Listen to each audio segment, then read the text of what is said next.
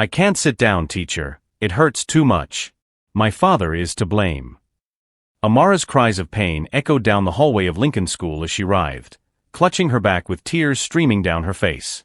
Teacher Williams stopped immediately, her eyes widening at the sight of the 12-year-old black girl clearly in agony. But what really caught her attention wasn't just the child's pain. It was the opportunity that flashed in her eyes for a split second. Denise Williams had been transferred to that suburban school after incidents at her former private institution. No one spoke openly about the reasons, but the whispers followed her like shadows. Now, faced with a situation that could finally validate her suspicions about those families, she saw her golden opportunity. Amara, sweetie, tell me exactly what happened, Williams said with theatrical concern, crouching down to the girl's height. Her eyes, however, already gleamed with something very different from maternal compassion. Amara Thompson was an exceptional girl. At 12, she had already skipped 2 grades due to her extraordinary intelligence, and her parents, an aerospace engineer and a pediatrician, had always encouraged her to question everything around her.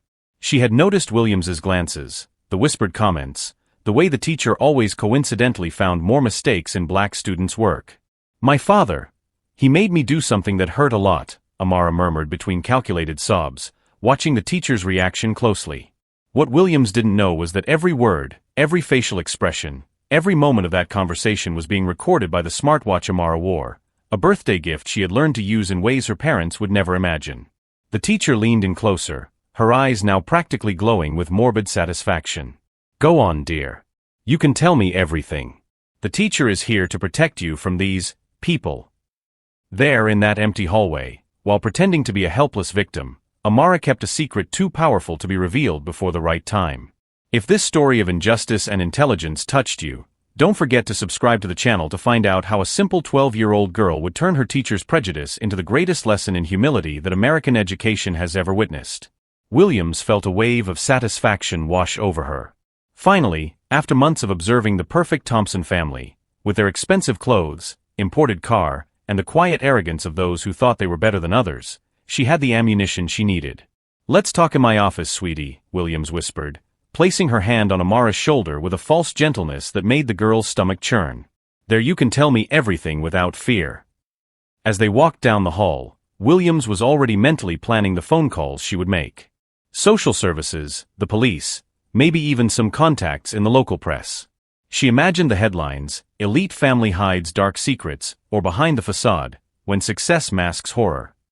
What she didn't know was that Amara Thompson had spent the last 6 months documenting every racist comment, every look of contempt, every unfairly lowered grade. The girl had learned from her parents that systematic injustices required systematic evidence. Sit here, sweetheart, Williams said, closing the living room door and turning on a small tabletop recorder. Now tell me, what exactly did your father do to you? You can speak without fear, Auntie will protect you. Amara looked at the tape recorder and smiled inwardly. Perfect. 2 recordings of the same event, from different angles. He forced me into a very painful position, she murmured, letting genuine tears flow, not from physical pain, but from the anger accumulated from months of disguised racism. William's eyes gleamed like those of a predator who had just located its prey. What kind of position, sweetheart? Can you draw it for me if it's easier? He made me stay on all fours for a long time, Amara continued, watching as the teacher's breathing quickened. It hurt a lot back here. He said it was for my own good, but I didn't want to continue. Williams could barely contain her excitement. This would be her revenge against that family that always made her feel inferior, always with their academic achievements, always reminding her of her own mediocrity. And your mother? Where was she when this happened? Mom was working. She's always working, Amara replied with calculated sadness. Dad said it was our special secret, that I shouldn't tell anyone. The teacher stood up abruptly, pacing back and forth like a caged animal. My dear, what I'm about to tell you is very important. Some families, especially those families who think they're superior, they think they can do anything because they have money. Amara tilted her head, pretending not to understand. What kind of families, Ms. Williams? You know, Williams hesitated for a moment, then decided to be more direct. Families like yours. Who came from nothing and now think they own the world. Who think their daughters are untouchable princesses, but in reality, The classroom door suddenly opened. It was Dr. Martinez, the school principal, accompanied by a woman Amara didn't recognize. A social services investigator Williams had called during recess. "Ms. Williams, I need to talk to you," Martinez said gravely. "And you must be Amara. Your mother is on her way." Williams smiled with venomous satisfaction. "Dr. Martinez, I'm glad you're here. We've just discovered a very serious situation involving the Thompson family. This child is being abused by her own father." The investigator approached Amara professionally, but the girl could see the doubt in her eyes. "Amara, can you tell me what happened? In your own words." That's when Amara decided to strike first. "Yes, I can.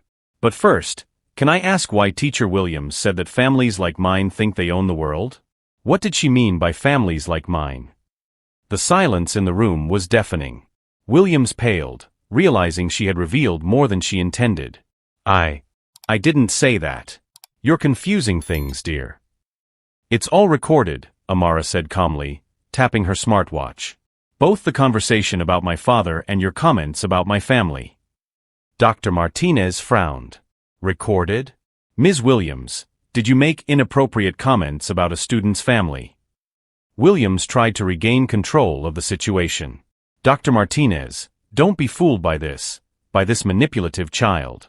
She is clearly trying to divert attention from the abuse she has suffered." But Amara had planted the necessary seed of doubt. Now it was just a matter of time and patience. Every word Williams said from that moment on would be another rope in the noose around her own career. While they waited for her parents to arrive, Amara maintained the expression of a frightened victim, but inside she felt a cold satisfaction. Williams had completely underestimated who she was dealing with. The teacher was so blinded by prejudice that she couldn't see she was walking straight into a trap set by a 12-year-old mind that already thought like a strategist. What Williams didn't know was that in the next few minutes she would discover that messing with the wrong family could turn a simple misunderstanding into the complete destruction of a career built on pillars of racism and incompetence disguised as pedagogical concern. The door to the room opened again, this time revealing Dr. Robert Thompson, an impeccably dressed black man whose imposing bearing made Williams instinctively step back. At his side, Dr. Patricia Thompson, her lab coat still on over her clothes, had in her eyes the perfect mixture of maternal concern and professional coldness of someone who saves lives every day. "Where is my daughter?" Patricia's voice cut through the air like a surgical blade. Her eyes scanned the room, cataloging each person present with the precision of someone accustomed to quickly diagnosing problems. Williams suddenly felt smaller in front of that couple. It was exactly what had always bothered her about the Thompson family. That natural confidence, that way of occupying space as if they belonged there. Dr. Thompson, she stammered, trying to regain control. "I'm so glad you're here. I have some very serious news about your daughter." "Mommy, Daddy." Amara ran into her parents' arms, but her embrace was calculatedly dramatic. She whispered something in her father's ear that made his eyes narrow dangerously. Dr. Martinez watched the scene with growing discomfort. "Professor Williams, before we proceed, I need to understand exactly what you said to Amara about families like hers." Williams felt her blood run cold. "Dr. Martinez, I believe there has been a misunderstanding. The important thing now is to protect this child from the toxic environment in which she lives." That was when Robert Thompson stepped forward, his voice reverberating through the room with the authority of someone who commands teams of NASA engineers. "Toxic environment? Ma'am, I've been a chief space project engineer for 15 years. My wife has been saving children's lives for even longer. What kind of toxic environment exactly are you suggesting?"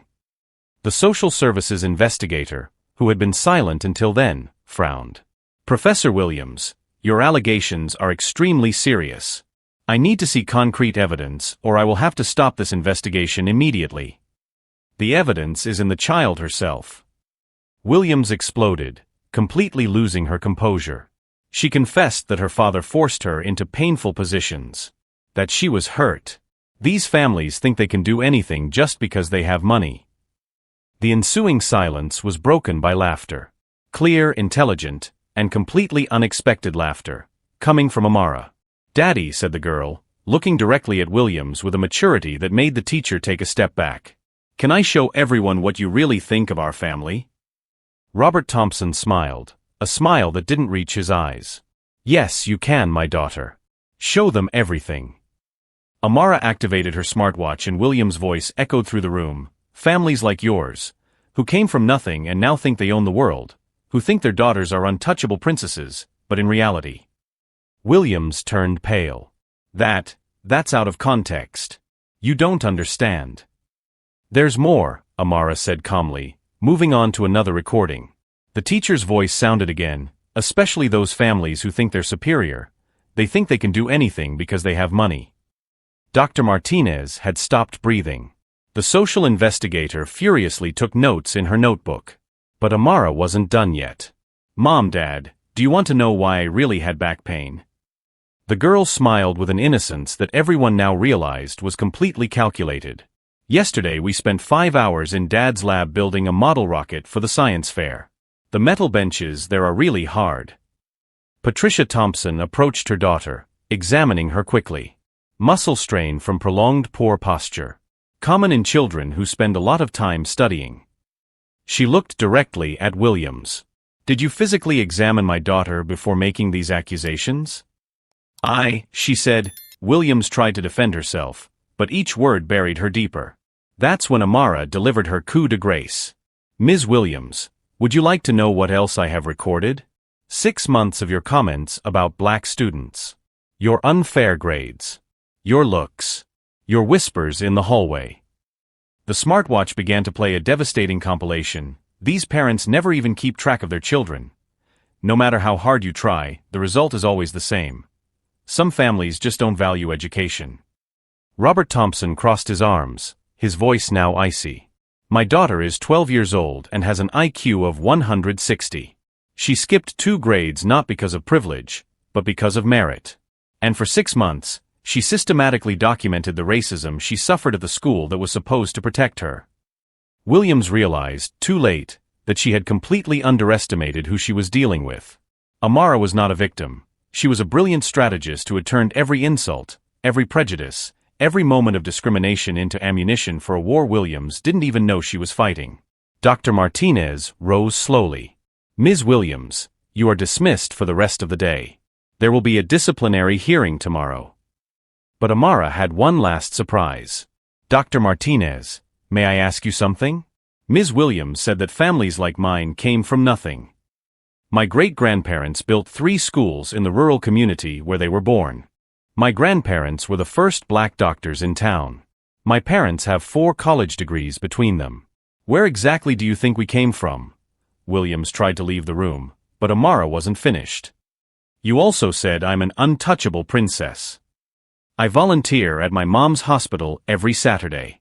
I teach math to kids in the community every Sunday. What part of that is untouchable? As Williams staggered toward the door, defeated and exposed, Amara calmly looked at the adults in the room. For 6 months, she had endured humiliation and prejudice, documenting everything with the patience of a scientist collecting data. Now finally, it was time to show that underestimating a Thompson was the most costly mistake anyone could make. What Williams didn't know yet was that the real storm was just beginning, and that a 12-year-old girl was about to teach the entire American education system a lesson about consequences that would echo far beyond the walls of that school. The next morning, Williams arrived at school with red eyes and trembling hands. She had spent the entire night trying to find a way to reverse the situation, but each attempt at an explanation sounded more desperate than the last. The hearing room was packed. Dr. Martinez presided over a table with 5 members of the school board, including the district superintendent, Dr. Helena Rodriguez. Across from him, Williams sat alone. Her union had refused to defend her after hearing the preliminary recordings. Ms. Williams, Dr. Martinez began in a solemn voice, these are extremely serious charges. Systematic racial discrimination, false accusations of child abuse, and inappropriate conduct with a minor. Amara sat between her parents, wearing the same smartwatch that had been her secret weapon for months. But now, connected to a projector, it would become the tool of Williams' total destruction. I would like to begin with a defense, Williams stammered, rising unsteadily. This child, this family, they orchestrated all of this to harm me. I am the victim of a trap. Dr. Thompson leaned forward, his voice sharp as steel. A trap? My daughter has documented 6 months of systematic racism. That's not a trap, It's investigative journalism. Child. Williams exploded, completely losing his composure. Don't you understand? That family thinks they're better than all of us. They think they're untouchable. And it was at that moment that Amara smiled. Dr. Rodriguez, the girl said calmly, can I show you exactly how Ms. Williams treats students based on the color of their skin? The projector turned on, and Williams' voice echoed through the room. These parents never even keep up with their kids. Michael, are you sure you wrote this essay yourself? It seems very advanced for someone like you. Williams turned pale. That's out of context. But Amara continued, methodically. This is from last week, teacher. Angela, a black student with a 9 grade point average, asking about the science project. New recording, Angela dear, maybe you should choose something simpler. Not all of us are born to be scientists, you understand? It's important to know our limitations. And this, Amara continued relentlessly, is from the conversation you had with Professor Collins about me. That Thompson girl thinks she's a genius just because her parents have money. But intelligence can't be bought. You know how it is with these families. Williams tried to get up, but Dr. Martinez stopped her with a gesture. Sit down. We're not done. Amara had saved the best for last. Dr. Rodriguez, would you like to see how Professor Williams really reacted when she thought she had found a way to destroy my family? The audio from the previous day began to play, with Williams practically celebrating, finally. This perfect family has its dirty secrets. I'm going to call all my contacts in the press. Imagine the headlines. The silence in the room was deafening. Williams had bent over the table, her hands covering her face. Ms. Williams, Dr. Rodriguez said in an icy voice, in 30 years of education, I have never witnessed such deplorable conduct. Not only did you demonstrate systematic racial prejudice, you attempted to use a 12-year-old child as a tool to satisfy your own frustrations. I'm not racist, Williams whispered, tears streaming down her face. I thought I was protecting a child. Protecting. Dr. Thompson stood up, his presence dominating the room. You recorded our 12-year-old daughter asking invasive questions about alleged sexual abuse. You called social services without any physical evidence. You tried to destroy our family based purely on your prejudices. Dr. Rodriguez addressed the Thompson family. On behalf of the school district, I apologize for the unacceptable treatment your family has received. But Amara had not yet delivered her final checkmate. Dr. Rodriguez, there is something else I would like to show you. The girl paused dramatically. During these 6 months, I have created a detailed profile of racism at our school. Not just from Ms. Williams. The projector displayed a meticulously organized spreadsheet, dates, times, teachers' names, direct quotes, and even graphs showing disparities in grades between black and white students at the school. My God, murmured one of the board members. This is a complete academic investigation. At age 12, Dr. Thompson added with barely concealed pride, my daughter conducted field research on institutional racism that would impress any sociologist. Williams finally understood the magnitude of what she had faced. This was not just a spoiled child. This was a brilliant mind that had turned every insult, every microaggression, every moment of contempt into concrete data for her own destruction. Ms. Williams, Dr. Martinez announced, you are officially terminated for cause. Your benefits are cancelled, and a permanent note will be added to your professional record. No school in this district, or any district that consults our records, will ever hire you again. Dr. Rodriguez added the final blow. In addition, we are referring this case to the State Department of Education. Your teaching license will be permanently revoked. Williams staggered out of the room, defeated and destroyed. In the hallway, other teachers looked away. Her reputation had been annihilated not only by her actions, but by the masterful way a 12-year-old girl had orchestrated her downfall. As the Thompson family prepared to leave, Amara turned to Dr. Martinez. Doctor, may I make a suggestion? Perhaps the school needs training on implicit bias. I would be happy to help develop the program. Dr. Martinez smiled, a genuine, respectful smile. Amara, it would be an honor to have your help. As they left the school, Dr. Thompson put his hand on his daughter's shoulder. How did you keep your cool for so long? How did you plan all this? Amara smiled with a wisdom that transcended her age. Dad, you always taught me that the best revenge is success. I just added that sometimes success includes showing people exactly who they really are. In the parking lot, Williams watched the family from afar, finally understanding that he had underestimated not just a child, but a force of nature disguised as a 12-year-old student. That girl had turned every moment of racism into ammunition, every insult into evidence, and every attempt at humiliation into the systematic construction of her own revenge. And most devastating of all was that Williams couldn't even claim she had been wronged. Every word, every action, every moment of prejudice had been documented with scientific precision by someone she never imagined capable of such stratagem. As the Thompson family drove away, leaving behind a ruined teacher and an educational system that would be forced to confront its own demons, one question remained. What happens when an entire community discovers that a 12-year-old child was able to expose truths that adults had chosen to ignore for decades? 6 months later, Amara Thompson was on the main stage of the city's convention center, receiving the Young Civil Rights Activist Award. At 12, she had become the youngest person in history to receive such an honor. This girl not only exposed racism in our school, the mayor declared into the microphone, she created a model for how to combat injustice in an intelligent and systematic way. In the audience, her parents beamed with pride as Amara adjusted the microphone.